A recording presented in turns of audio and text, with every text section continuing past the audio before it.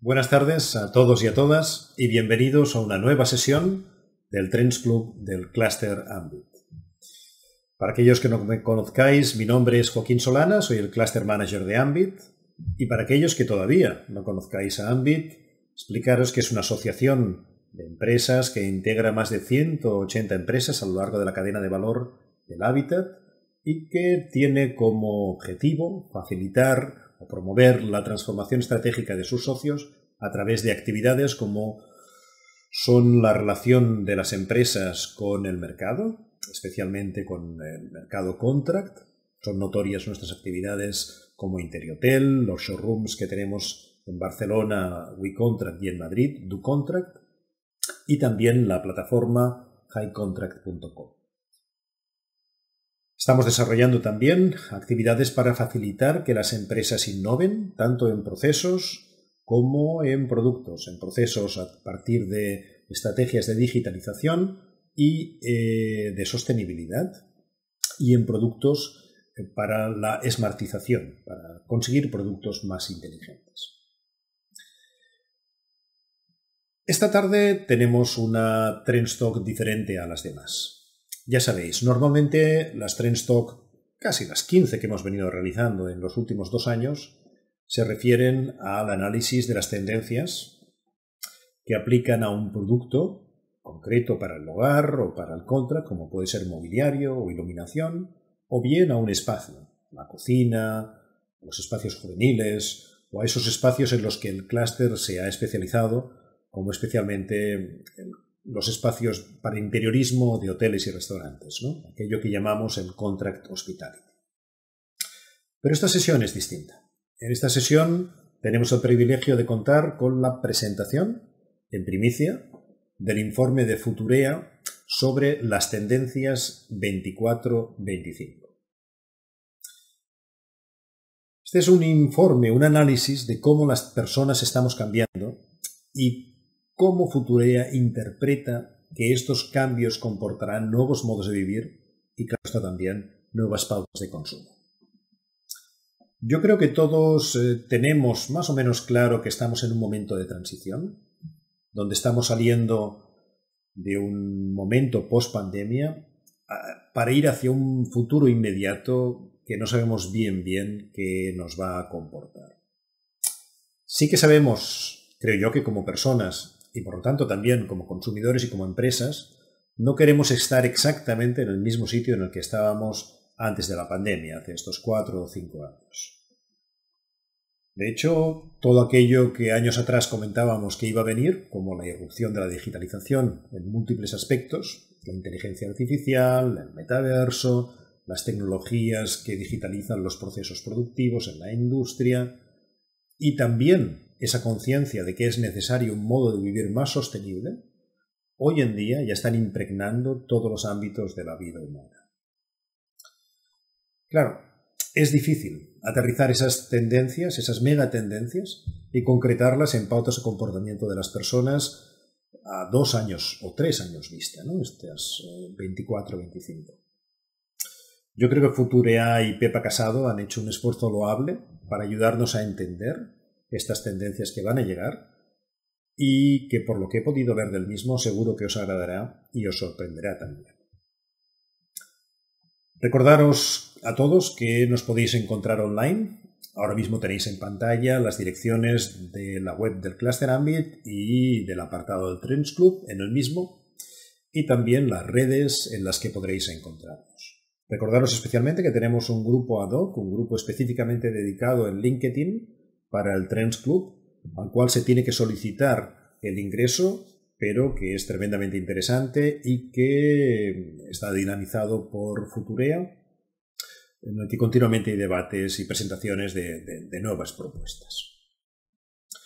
Recordaros también que mientras hacemos la presentación podéis enviar por el chat vuestras preguntas y el equipo del Trends Club os las iremos respondiendo a lo largo de la sesión. Pepa, cuando tú quieras. Hola, buenas tardes y bueno, gracias Joaquín por la presentación y gracias a todos por estar aquí. Esta tarde vamos a presentar la premier del estudio que desde Futurea hacemos todos los años, Design Trends 2024-2025. La publicación estará en algunas semanas ya disponible, pero bueno, hoy os vamos a hacer a todos los miembros del Trends Club una visión de cuáles son esas tendencias. A los que visteis el año pasado la presentación que hicimos, sabréis que este estudio es algo más amplio en cómo aborda las tendencias desde el punto de vista que no solo habla de hábitat, sino de tendencias en diseño en general. Y ese es un poco el objetivo, ¿no? Tener esa visión más global de cuáles son esas cuestiones socioculturales que después vamos a ver reflejadas en las tendencias en hábitat. Además, en el Trends Club vamos a tener 2 sesiones abiertas este año, una dedicada a hogar y otra dedicada a contract, y de alguna manera veremos cómo estos conceptos que vamos a ver hoy empiezan a aterrizar en cosas más concretas cuando hablamos de diseño de objetos y diseño de espacios. Bueno, os voy a poner este pequeño vídeo, no sé cómo lo veréis, que introduce el concepto general de las tendencias este año. Un gran concepto que nosotros hemos llamado liminalidad, bueno, una palabra que ya existe obviamente, pero que habla de algo que nos interesa, ¿no? De qué es lo que pasa en estos espacios, estos lugares, estas fronteras difusas que se establecen entre los espacios, entre los conceptos, entre las formas de trabajo y que permiten que haya un campo de cultivo para nuevas ideas, para nuevas formas de aproximarse a retos actuales. Esa liminalidad habla también de fusión, de fragmentación, de algo nuevo a través de la combinación de cosas antiguas, pero también habla de la libertad que existe en las fronteras. Y eso es un poco el hilo conductor de todas las tendencias de este Design Trends de este año, ¿no? O sea, ese zeitgeist, este espíritu del nuevo momento, para nosotros es esta idea de liminalidad. De alguna manera, de lo que habla la liminalidad es de una transición, ¿no? De un punto A a un punto B. Y en esa transición que transita fronteras, valga la redundancia, se desdibujan los límites de esos espacios físicos y mentales, pero sobre todo lo que permite es imaginar nuevos futuros sin los condicionamientos del pasado, ¿no? Y da cabida a nuevas voces, nuevas formas de hacer las cosas. Hay varios conceptos aquí dentro, ¿no? Una de las cuestiones principales es la metaimaginación, ¿no? Como más allá de esas aplicaciones casi anecdóticas de los universos o de las metarealidades, como también esos nuevos mundos están permitiendo experimentar más allá de las limitaciones del mundo físico, ¿no? Es decir que sí, obviamente todos hemos oído hablar de meta y de, pues bueno, crear un hotel en meta o cosas como mucho más cercanas a un videojuego. Pero, ¿qué pasa o qué está pasando en estos momentos cuando ya hay gente que está haciendo test de producto? Cuando hay gente que está, gracias a la combinación con la inteligencia artificial y la realidad aumentada, planteando formas alternativas de sistemas fabriles, por ejemplo, y testeándolos. Y ahí es donde encontramos un contexto interesante, ¿no? Porque hay personas, hay individuos y organizaciones que están precisamente utilizando estas herramientas para proyectar futuros de otra manera. De alguna manera también lo que permite esta idea de liminalidad es escuchar nuevas voces, y todo esto lo vamos a ir viendo en las tendencias, ¿no? Y experimentar a través de la fantasía, de la utopía. Hay 3 conceptos generales dentro de esta idea de liminalidad que nos ha parecido importante destacar. La primera de ellas es esta idea de la economía del asombro, o en inglés sería O, ¿no? A-W-E, asombro, o se podría traducir también como sobrecogimiento. Esta emoción que de alguna manera es muy difícil de describir, que nos sucede cuando nos enfrentamos a algo que se escapa a veces de nuestro conocimiento, de lo que podemos explicar, pero que nos cautiva de alguna manera. Esta idea del asombro es importante porque de alguna manera de lo que nos habla es de cómo la emoción es algo importante, ¿no? Pero también tiene una relación con la economía. ¿Por qué esta idea de economía del asombro? El Great Good Science Center una de las cosas que ha determinado es cómo el asombro es una emoción fundamental, cómo puede ser un desencadenante del bienestar, por ejemplo, cómo puede generar compasión o incluso el sentimiento crítico, ¿no? Y esta idea del sobrecogimiento del asombro se ha vuelto algo importante. Habla de esa economía de la experiencia también, de todas aquellas cosas que no podemos describir de una manera racional, pero que están ahí y que nos mueven, ¿no? Y esto es algo clave. Por muy racional que parezca una decisión de compra, por muy racional que sea el argumento de un producto o una solución, siempre hay una cuestión emocional detrás, ¿no?, de esa toma de decisiones y detrás del objeto. Y por eso es tan importante esta idea del asombro. La segunda idea importante sería esta del fin de las etiquetas. Yo creo que ya llevamos muchos años en nuestro sector hablando de esto. El fin de las etiquetas precisamente habla de cómo cada vez es más difícil etiquetar algo. Yo creo que ya he puesto algunos ejemplos, ¿no? Pues imaginémonos un hotel donde hay un coworking, donde hay un espacio social, donde hay tiendas, ¿no? Y donde a veces incluso los metros cuadrados destinados a dormitorios, habitaciones de hotel, son incluso menos que los dedicados a otros espacios, ¿no? ¿Hasta qué punto la etiqueta hotel servirá para esto? ¿Hasta qué punto hay etiquetas claras para estos nuevos espacios sociales que están surgiendo a modo de clubs, ¿no?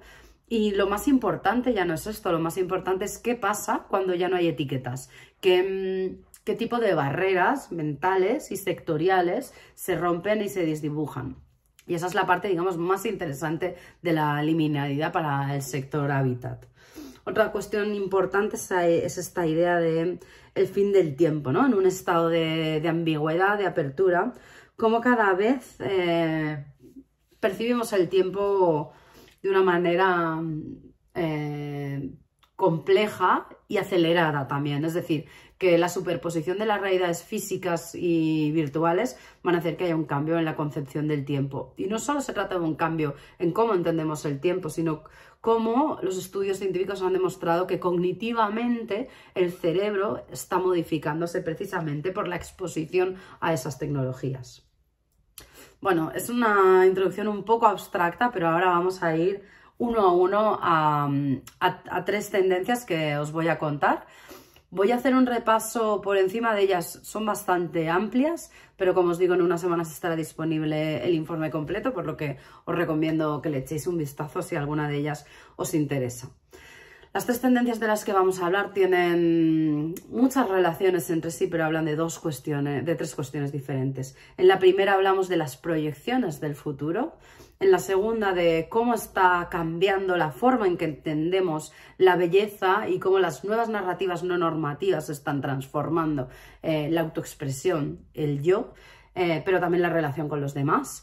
Y finalmente vamos a hablar también de los cambios en el conocimiento, en cómo nos aproximamos al saber y todo ello relacionado con una nueva forma de entender el bienestar que está muy relacionado, ahora veréis. Como os digo, la primera de las tendencias la hemos llamado Futurophilia and Visions, es decir, como visiones futurofílicas, ¿no? Hace unos meses el estudio 180 Studies, bueno, 180, supongo que se pronuncia en inglés, hizo esta exposición, se llama Future Shock, donde invitaban a diferentes artistas digitales a imaginar el futuro a través de piezas artísticas. Ellos recuperaban este concepto del Future Shock, que es un concepto de Alvin Toffler de 1970, en el que él hablaba de este miedo hacia el futuro, que había generado un cambio importante, ¿no?, que estaban viviendo en esa década, desde la sociedad industrial a la postindustrial. Es decir, una aceleración tecnológica y productiva de tal calibre que se escapaba a nuestra imaginación y estaba produciendo cambios sociales muy importantes, ¿no? De hecho, es un cambio radical entre esas décadas y las décadas posteriores desde un punto de vista de la innovación incremental tecnológica. Es decir, había una especie de shock del futuro. Ese shock venía dado precisamente por un contexto de incertidumbre, de velocidad. Hoy hemos vivido, en esta década hemos vivido un shock similar, aunque con origen diferente, ¿no? Y de hecho muchos han empezado a recuperar esta idea del future shock, y se ha empezado a hablar de la futurofobia, ¿no? De la fobia hacia el futuro. Y de ahí que el movimiento nostálgico haya sido tan importante en estos últimos años. Pero respecto a esta futurofobia empiezan a plantearse nuevas voces que de lo que hablan es de un cambio, de una progresión, y si en lugar de una futurofobia nos podemos aproximar a una futurofilia, es decir, a un amor al cambio por el futuro. De esto trata esta primera tendencia, de esta futurofilia, ¿no? Habla de una visión mucho más optimista del futuro. Algunos esto lo han llamado optimismo trágico, luego explicaré un poco qué es esto y de dónde viene, pero sobre todo habla de innovar, de regenerar y de inspirar a través de nuevas ideas y pasar de un concepto de utopía a otro concepto de protopía, ¿no? Mientras las utopías parecen algo irrealizable, las protopías hablan de cambios no incrementales en el sentido lineal de la palabra, pero sí cambios mucho más realistas, ¿no? Y de esto trata, de cómo se pueden proyectar visiones del futuro que nos ayuden a transformar la realidad en los próximos años a través de las nuevas tecnologías. Todo esto en realidad es un cambio no solo de la forma de aproximarnos a los retos y a los problemas, también de que frente a esa futurofobia y esa nostalgia, cada vez más gente ha empezado a darse cuenta de que no quiere la normalidad que teníamos antes, ¿no? Algunos han venido a llamar este fenómeno FONO, ¿no? Fear of Normal. Y como veis, bueno, el 72% de los encuestados preferiría que su vida cambiara significativamente en lugar de volver a ser como antes. Es decir, que ha habido una pequeña transformación de ese miedo al cambio, que es algo bastante inherente del ser humano. Futurophilia Visions, a pesar de ser optimista, habla de un optimismo trágico, ¿no? El optimismo trágico es un concepto súper interesante de un psicólogo austríaco que se llama Viktor Frankl, que acuñó en 1985, y habla de la búsqueda del sentido en los momentos traumáticos. Y para que tengáis un poco de contexto, Viktor Frankl estuvo en un campo de exterminio nazi, con lo cual sabía muy bien lo que era un trauma de gran envergadura, ¿no? El optimismo trágico de lo que habla es de cómo desde un punto de vista crítico puede haber una visión optimista de cambio y de transformación. Y precisamente por haber vivido el trauma tenemos las herramientas adecuadas para enfrentarnos al futuro de otra manera, ¿no? Estamos ahora mismo en un momento en el que además se están poniendo en cuestión algunos discursos clásicos, ¿no? O iconos como podían ser los grandes emprendedores de Silicon Valley. No sé si conocéis esta serie, creo que no se ha estrenado todavía en España, se llama We Crash, está mal en el pie de foto, y habla del auge y caída de una gran empresa como fue WeWork. Todo esto llega en un momento donde empezamos a criticar a estos grandes innovadores, ¿no? Que venían a transformar el mundo, pero que lo único que han cambiado es un cambio de modelo, pero que habla de lo mismo. Por contra esto empiezan a haber otras voces, como por ejemplo lo que veis a la derecha, que es The Everything Manifesto. Es un manifiesto que se dio en un congreso creativo, y lo que intenta hacer, algo bueno, de una magnitud enorme, que es hacer un manifiesto de cómo tiene que transformarse, sobre todo de cómo tiene que transformarse el mundo. De lo que habla es de cómo hay unas grandes interdependencias entre todo lo que sucede en el mundo y es necesario rediseñar el mundo pensando en esto, pensando en la interdependencia, en cómo vamos a cambiar unos con otros. ¿Por qué es importante? Bueno, estamos ya en un contexto de escasez, ¿no? Lo que algunos han venido a llamar el fin de la abundancia. El presidente de Canadá habló de esto hace unos meses y empezó a ser portada en todos los periódicos, pero ya vivíamos en este contexto de escasez. Solo que es importante que pase esto porque de alguna manera sirve para una toma de conciencia, ¿no? Estamos en un contexto donde se está pidiendo a las empresas un rol mucho más activo en la transformación de la sociedad y del planeta. Esto va a ser fundamental. Y donde tenemos que empezar a pensar en el diseño, en la producción, en los productos, como una herramienta también de mejora de la sociedad, el entorno y el planeta. Es decir, esta idea de que las empresas deben tener un propósito es algo ya instalado en la sociedad. Y obviamente, si el objetivo de la empresa es únicamente ganar dinero, algo nos estamos perdiendo por el camino. Obviamente, el beneficio económico tiene que ser un objetivo o puede ser un objetivo de la empresa. Hay algunos que están funcionando ya de otra manera, pero no únicamente, ¿no? El beneficio de una empresa también es el beneficio de los trabajadores, del entorno, y esa forma de sostenibilidad va a ser clave para afrontar los próximos años. De ahí que esta tendencia sea tan importante. En cada tendencia vamos a ver dos fads o dos manifestaciones, ¿no? La primera, dentro de esta Future of Living Visions, es esta idea del Life-Centered Design, ¿no? Hace muchos años que venimos hablando del Human Centered Design, es un concepto que desarrolló la Universidad de Stanford y últimamente se está empezando a hablar del Life Centered Design, ¿no? En el que algunos están planteando ¿y si la búsqueda de la comodidad y de la experiencia del usuario nos ha hecho olvidar que debemos tener en cuenta otras cuestiones como el medio ambiente? Y lo que plantean es esta idea del Life-Centered Design. No solo el ser humano tiene que estar en el centro del diseño, tiene que estar toda la vida en el centro del diseño, el ser humano incluido, por supuesto.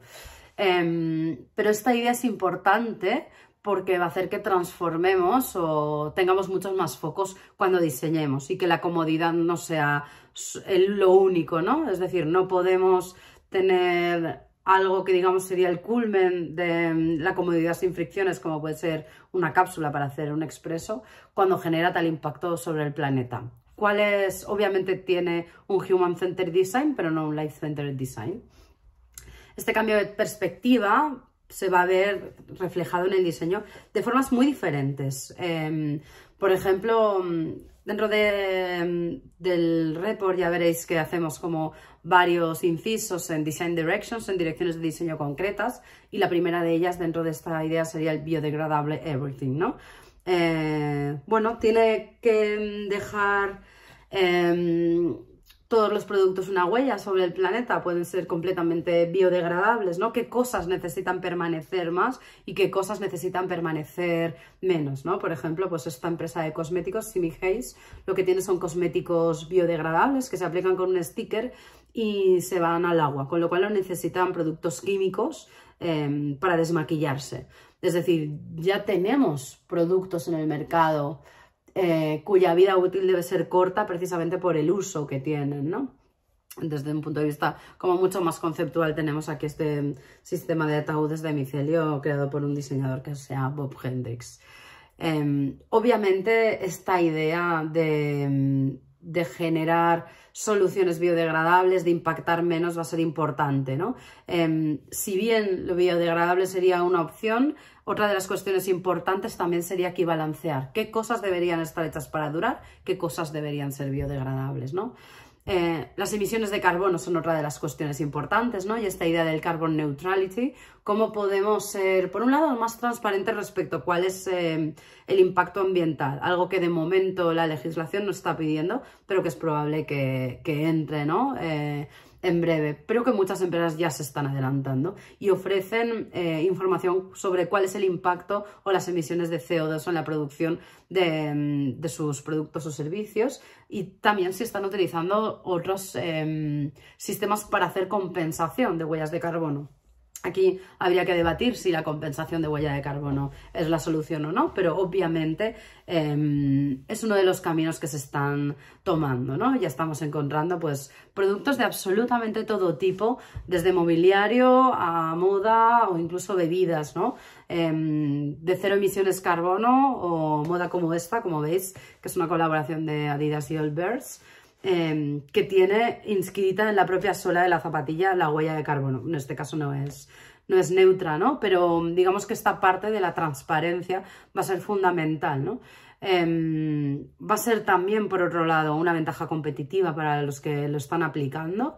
Es como un punto extra, ¿no? Creo yo, en los argumentos de venta, pero sobre todo también forma parte de un proceso de educación del usuario, ¿no? Que empieza a entender lo que significa carbon neutral y cada vez tiene más información. Por lo tanto, necesitamos ser o aprender a ser más transparentes en un camino que obviamente es una evolución, el de la sostenibilidad.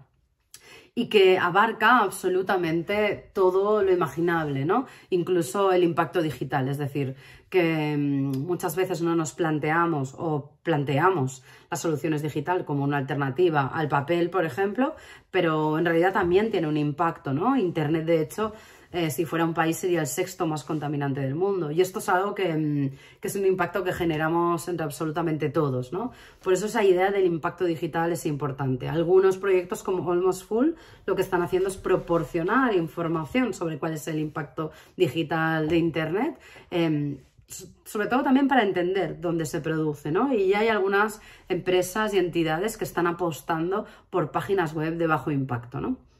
Tenemos muchas, Forma Fantasma, el estudio de diseño, por ejemplo, ha hecho una últimamente, o esta empresa de moda Organic Basics tiene una página web que ha reducido un 70% la transferencia de datos. Una de las cosas que ha hecho, por ejemplo, es eliminar todos los vídeos, lo cual cuando uno vende en internet moda es algo bastante valiente o loco, no lo sé.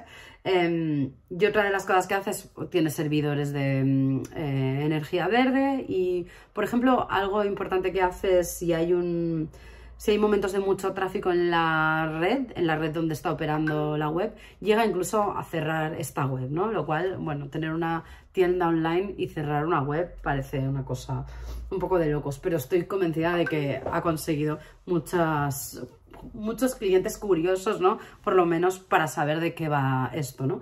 Y de alguna manera también han generado una estrategia muy coherente en cuanto a comunicación de principio a fin en toda su estrategia. Como decía, el primer FAT tiene que ver con esta idea de Life Center, cómo diseñar con el centro, poniendo la vida en el centro y no solo al usuario. Yo creo que algo importante aquí a tener en cuenta es que tenemos que encontrar el balance perfecto entre qué cosas referentes al confort tenemos que renunciar y qué cosas no.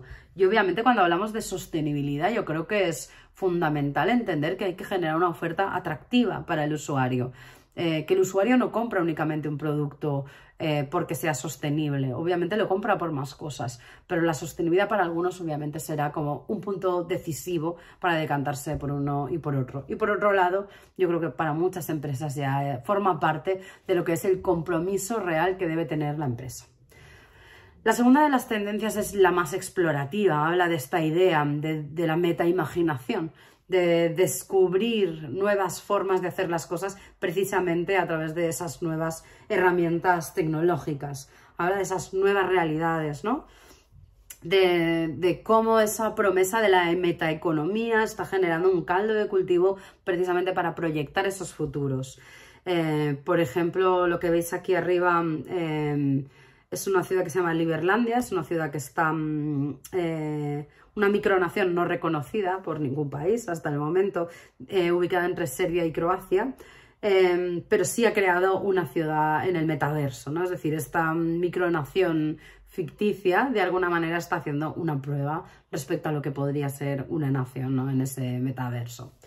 Hay una idea también como de más colectiva de lo que es la solución de problemas, ¿no? Y en ese sentido es tan importante o tan interesante el metaverso como un espacio de generación, de creación. Hay una idea también del long-term thinking, es decir, de pensamiento a largo plazo, de la convicción de que en realidad pensar a corto plazo es lo que ha generado problemas, ¿no? Y de ahí que estemos viendo todo este concepto, por ejemplo, llevado a diseño, del diseño para reparar, de los productos de larga vida útil, pero sobre todo algo aquí importante que va a ser el gran reto, que será cómo hacemos que estos productos de larga vida útil sean también atractivos ahora, cómo pueden no solo funcionar, tener una larga vida útil desde el punto de vista funcional, sino también emocional, ¿no? Y esto es algo importante. No podemos desechar o desdeñar la estética o la cuestión superficial en los productos, porque son importantes, ¿no? Son importantes para las personas y generan un attachment, una relación con el objeto, con el producto, pero también son cambiantes, ¿no? Se pueden reformular a lo largo del tiempo, pueden ser reparables, puede cambiarse, por ejemplo, en un sofá el tapizado, por ejemplo, si es completamente funcional. En eso estamos, ¿no? Os pongo aquí este ejemplo de Pumba, que además tuvimos hace poco en una sesión estratégica con algunos CEOs de empresa y que fue muy interesante, y os recomiendo verla desde el punto de vista por lo menos del modelo de negocio y de cómo comunica, ¿no? Y esto va a ser algo fundamental, ¿no? La relevancia que van a tener las marcas por sus valores, por los compromisos, ¿no?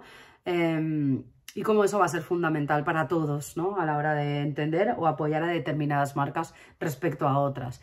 Yo creo que aquí hay un cambio de paradigma importante que estamos viendo ya en el mundo empresarial, y es esta toma de conciencia de que la empresa no solo es un instrumento para generar beneficio económico, sino que es un instrumento social, ¿no? Entendido desde un punto de vista alejado de este green o social washing que estamos viendo últimamente.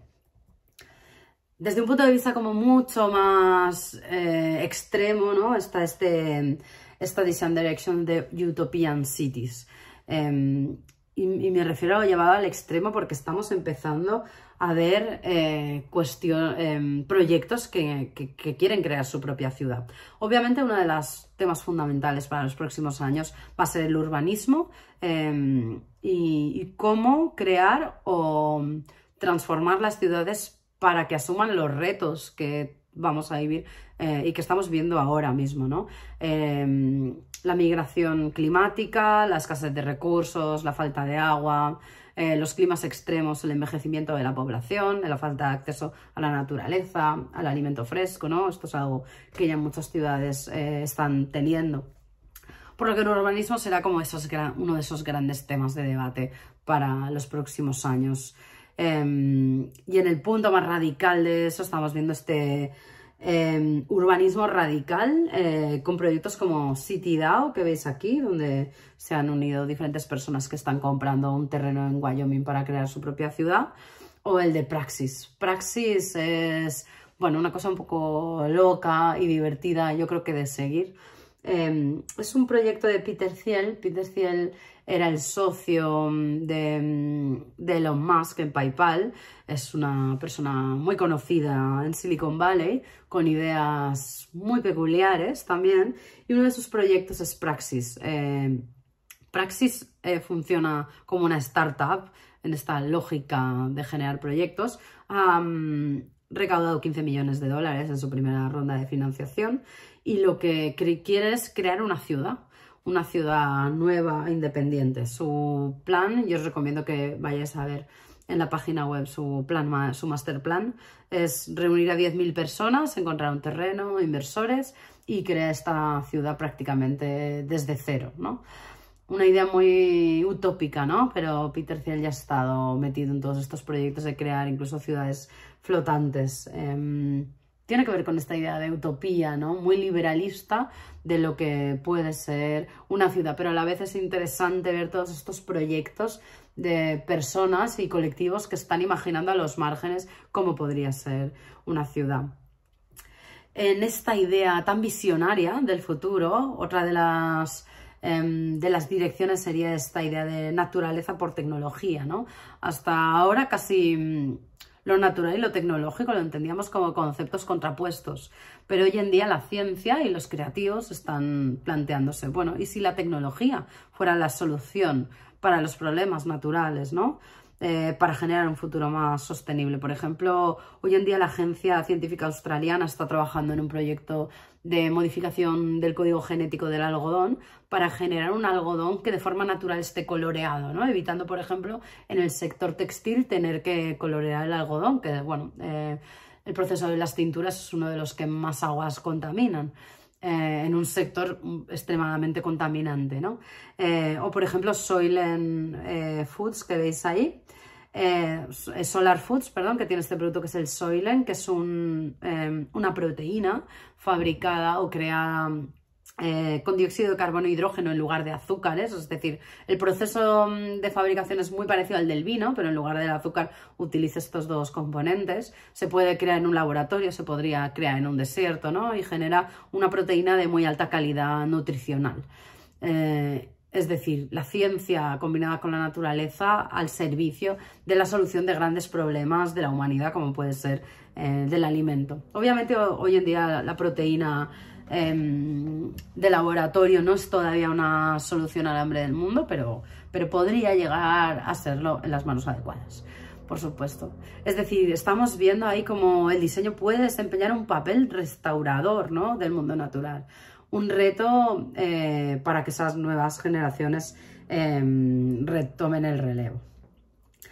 Bueno, después de esta tendencia como más visionaria, vamos a pasar a la segunda, que hemos llamado antinormal.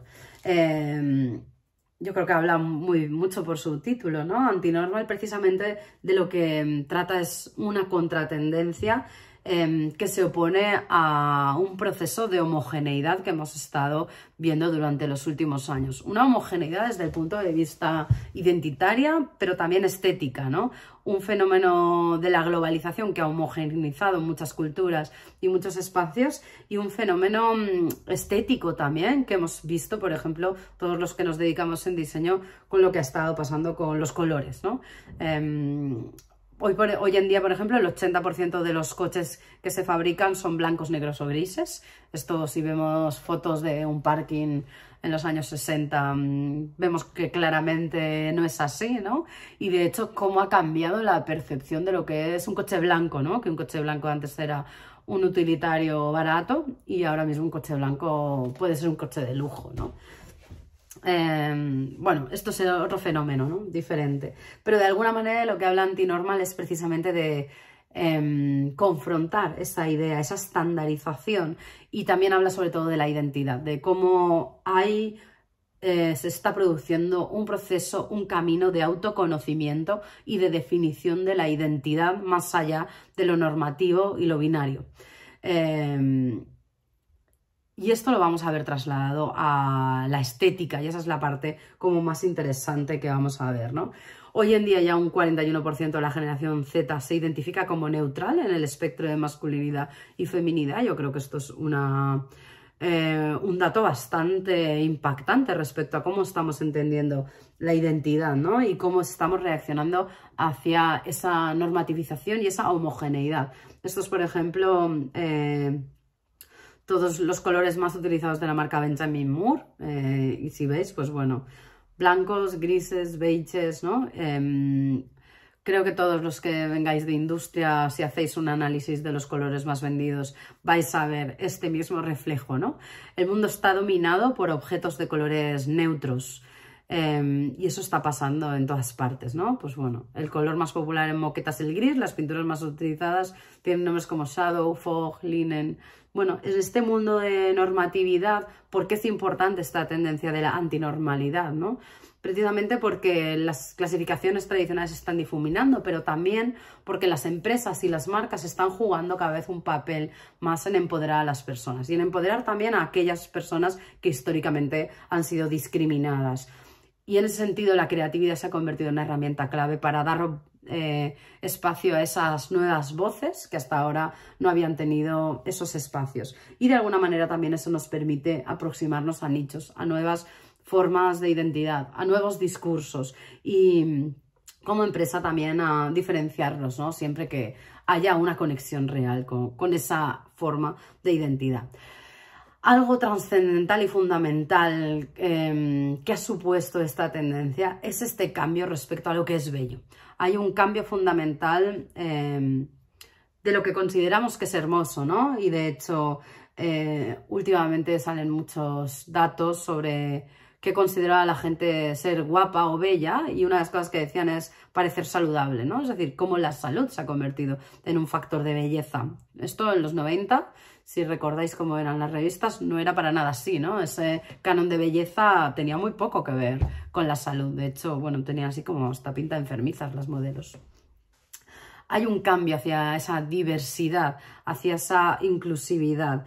Y eso es algo importante porque cuando hablamos también del entorno digital empezamos a hablar de la anti-influencia respecto a estos influencers clásicos y de cómo redes como Be Real están empezando a tener muchísima difusión precisamente por esto, ¿no? Por esa búsqueda de una comunicación mucho más cercana, real y sobre todo que hable de libertad y de autoexpresión.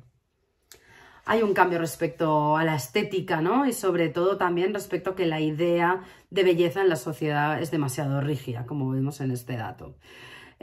Por eso esta idea como de fealdad está empezando a difundirse, ¿no? Y yo creo que hay algo que tenemos que entender cuando nos aproximamos a productos que van orientados hacia la nueva generación, la generación Z, la generación alfa, ¿no? Que ya tienen años.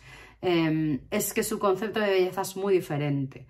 Y esto es algo que vemos expresado a través de los productos. Ese feísmo como muy de pastiche, muy propio también del mundo del plástico postconsumo, se ha convertido en algo fundamental y que define cómo entendemos esta idea de lo hermoso.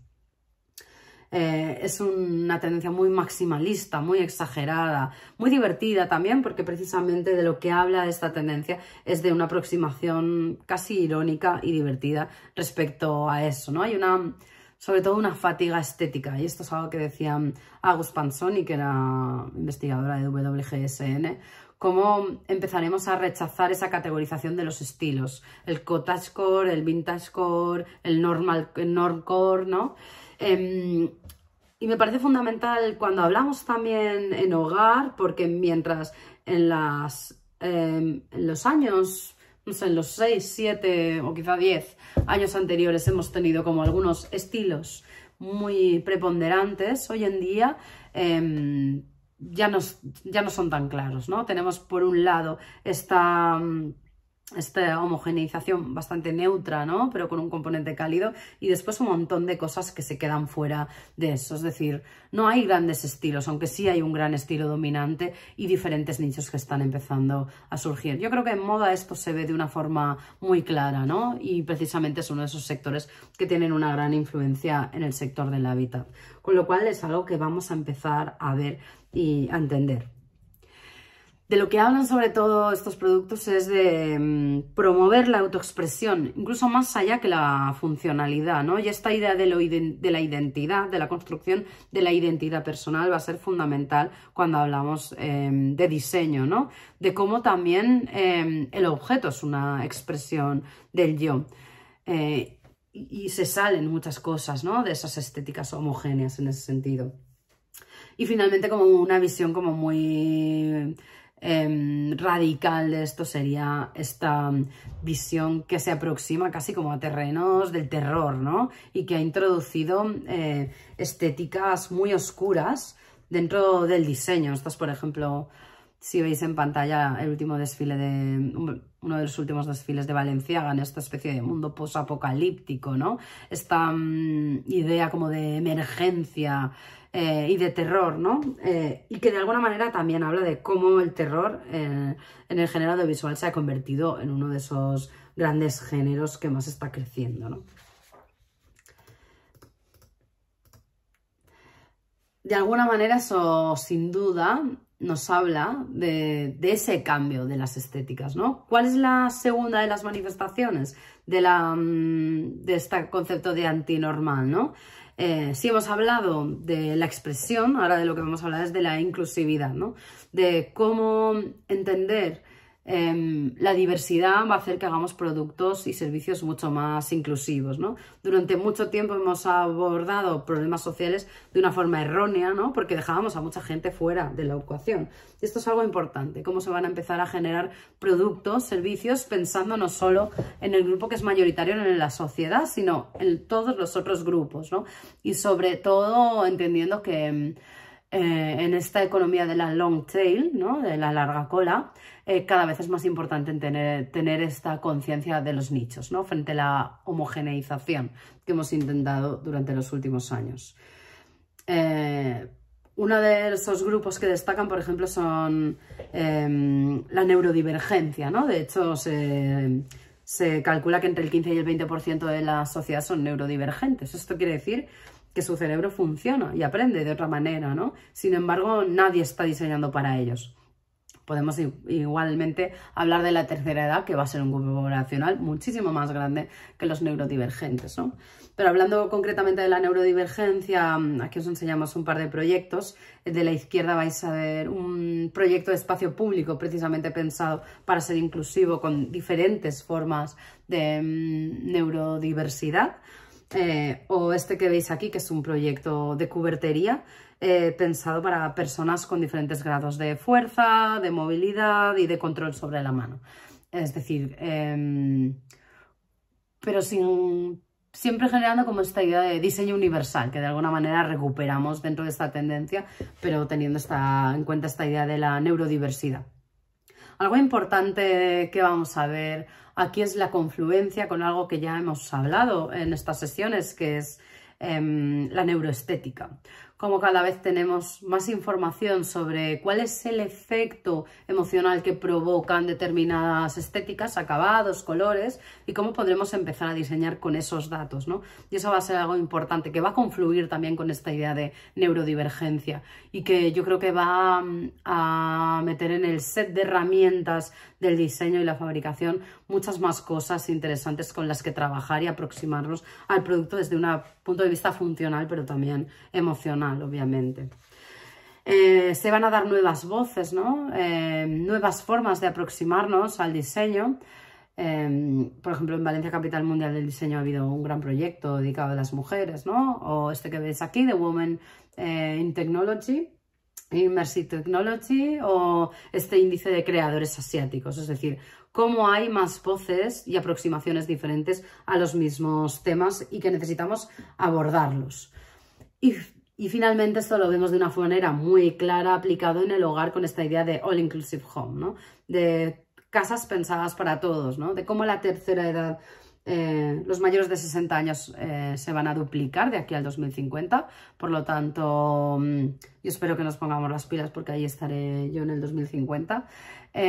Y son un grupo poblacional que hemos desatendido muchísimo en el hogar.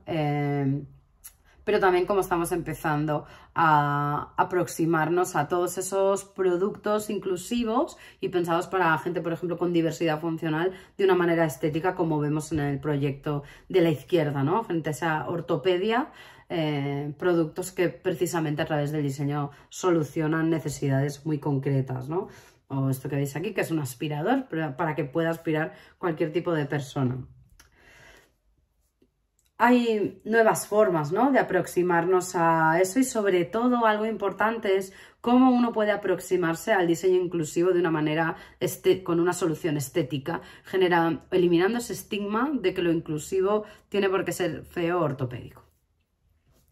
Bueno, vamos a entrar en la tercera de las tendencias, que es esta que hemos llamado New Renaissance, nuevo renacimiento, y que habla precisamente de cómo han aparecido nuevas formas de adquirir conocimiento, cómo ha cambiado la forma que tenemos de entender el aprendizaje. Y de alguna manera todo esto tiene que ver con esta visión muy renacentista, pero a la vez mística, ¿no?, de la realidad y del conocimiento. ¿Y de dónde está el conocimiento? Y se relaciona también con la salud. Ahora voy a ir explicando un poco por qué todos estos conceptos están en el mismo cóctel y cómo puede ser posible, ¿no? Pero para mí lo más importante es esa idea de que ha cambiado radicalmente cómo aprendemos, cómo adquirimos conocimiento, ¿no? Cómo a partir de la introducción de las tecnologías empezó a cambiar esta idea del conocimiento centralizado por un conocimiento descentralizado y cómo hemos llegado a la idea del conocimiento comunitario, ¿no? El 62% de las personas afirman confiar más en la gente de mi comunidad frente a los CEOs de las empresas. Es decir, lo importante que es la red a la hora de aprender, ¿no? Ese sentimiento de comunidad y aprendizaje en grupo. Pero sobre todo de lo que habla es de la generación de conexiones, ¿no? Lo que veis aquí, por ejemplo, a la izquierda es Corpus. Corpus empezó como un sello discográfico de música punk. Y hoy en día es otra cosa completamente diferente. Es una comunidad establecida en Nueva York que tiene diferentes proyectos, pero sobre todo se basa en la solidaridad entre las personas y en crear esos lazos, ¿no? Pero también como el metaverso se ha convertido en un lugar para experimentar, para aprender. Por ejemplo, esto que veis aquí es un proyecto de un diseñador, lo llamo Sagrada Familia, y ha generado un espacio virtual donde artistas, músicos, pensadores, creativos puedan compartir ideas. Son gente de Tijuana, ¿no?, y de desplazados de diferentes ciudades de México que están en entornos complejos y donde compartir ideas de una forma libre a veces no es tan fácil, ¿no? Y cómo se genera precisamente este espacio para ello, para unirlos de alguna manera. La resiliencia, la empatía van a ser cosas fundamentales en esos cambios estratégicos del futuro, pero sobre todo entender cómo aprendemos es entender también dónde y cómo se produce el conocimiento y cuál es el papel que todos jugamos en ello, incluidas las empresas, o incluso mucho más las empresas de lo que nunca lo habían sido, ¿no? Y aquí la gran pregunta sería, ¿cómo ves el fin de las escuelas tal y como lo conocemos? No quiero decir que lo sea, pero sí queremos hablar de esta idea del neo-knowledge, ¿no? De cómo están apareciendo estos nuevos sistemas educativos que distribuyen el conocimiento, ¿no? Como, bueno, ya estamos viendo, ¿no? El 60% de la generación Z no solo se dirige a la escuela para preparar su futuro, también instituciones, redes, comunidades externas. Empiezan a aparecer programas como este de Open Education o este que veis... lo tengo después, perdón. O esto que veis aquí, por ejemplo, que es Nextdoor. Nextdoor es una... Hablando de esta idea del neocolectivismo, es una aplicación en Reino Unido. Es usada hoy en día por 1 de cada 5 hogares en Reino Unido. O sea, es un 20% de todos los hogares. Eso es mucho más que la población.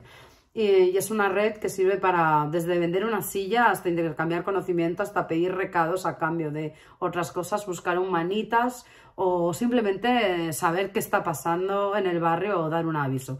Sirve para absolutamente todo. Ya hay aplicaciones así en Estados Unidos, ¿no? Que generan esas redes. No son redes que funcionan únicamente por la voluntad y la generosidad de la gente, sino que tienen un sistema de funcionamiento en ese intercambio, ¿no?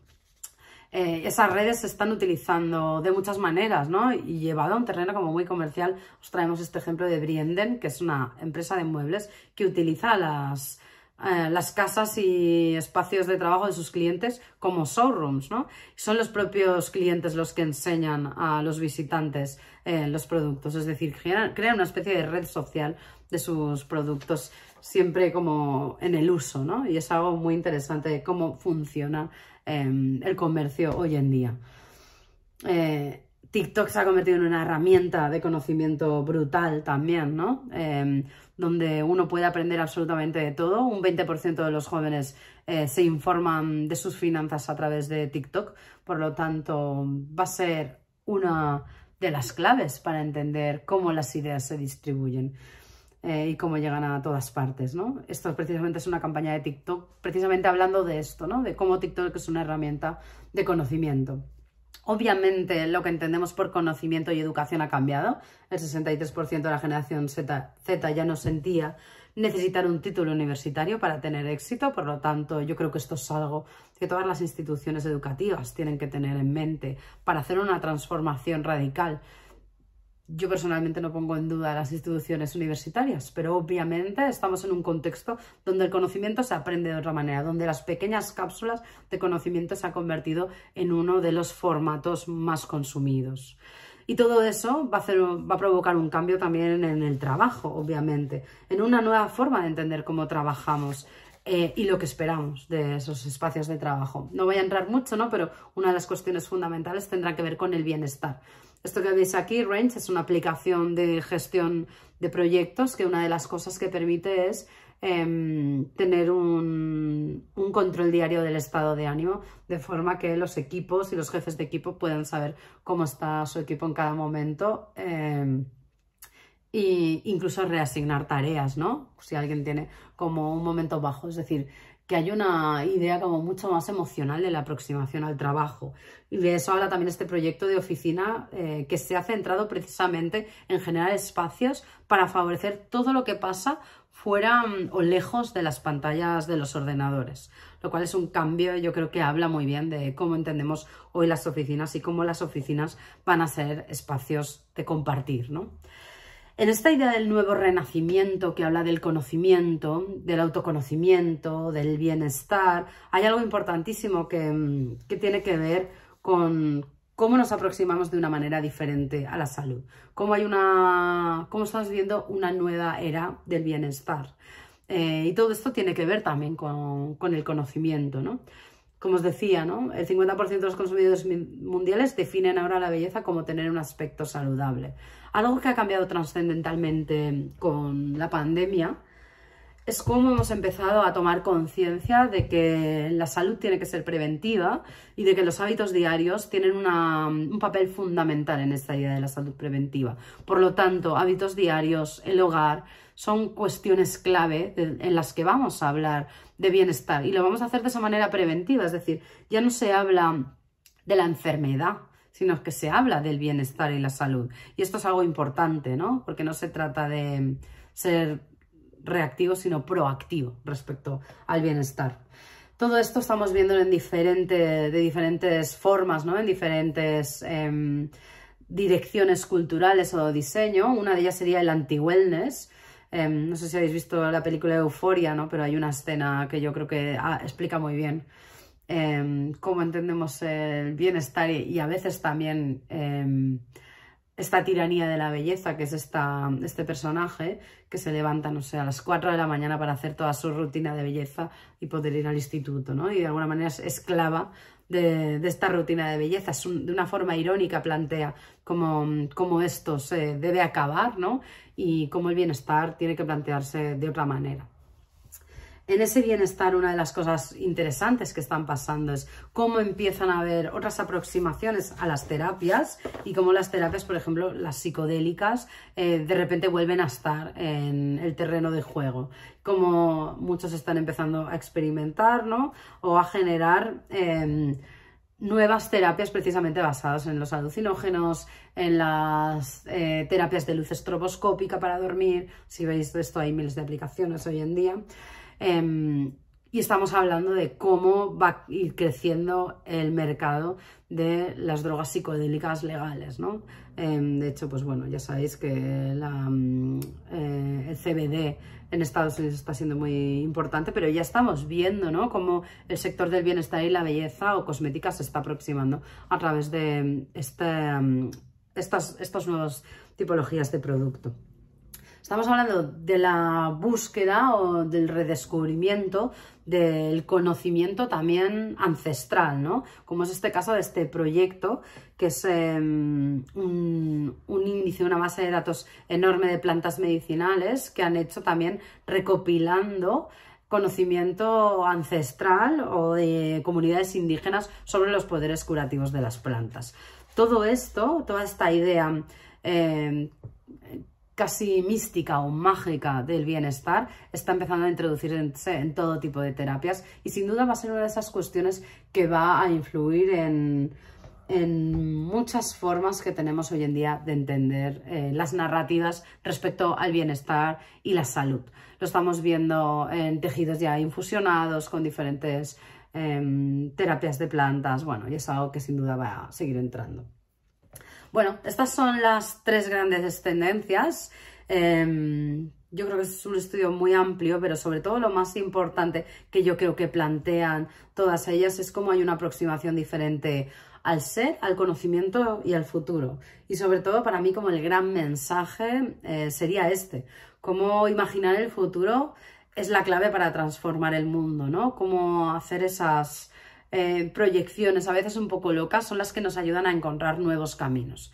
Y bueno, espero que este ejercicio de investigación que hemos hecho en Futurea os sirva precisamente para eso y que lo aprovechéis mucho. Así que bueno, muchísimas gracias y estamos ahí atentos al chat por si tenéis alguna pregunta. Pepa, muchas gracias por presentarnos en primicia vuestra visión avanzada sobre estas tendencias que vamos a vivir en los próximos años. Realmente interesante, un poco sorprendente, no sé si todos los que han asistido a la presentación están de acuerdo en que ese va a ser el aterrizaje, pero precisamente este es uno de los motivos, ¿no?, por los que tenemos un Trends Club, para presentaros cuál es nuestra visión sobre las tendencias y para que vosotros las podáis analizar, discutir, adaptar a vuestra vida profesional e incluso a los productos y procesos que realiza vuestra empresa, ¿no? Recordaros también a todos los asistentes que sois socios del Cluster Ambit que podéis acceder a través de la intranet del Cluster al contenido de esta presentación. Os enviaremos a todos una encuesta para conocer vuestra opinión sobre esta sesión y también recoger iniciativas sobre próximas sesiones, cuáles son los temas que os interesan o cuál es el enfoque que os gustaría darnos, ¿no? Bien, finalmente, si a continuación alguno de los participantes quiere plantear alguna pregunta, que la haga por el chat. Nosotros nos quedaremos conectados un ratito más y las iremos respondiendo. Bien, a todos y a todas, muchas gracias por asistir y buenas tardes. Adiós.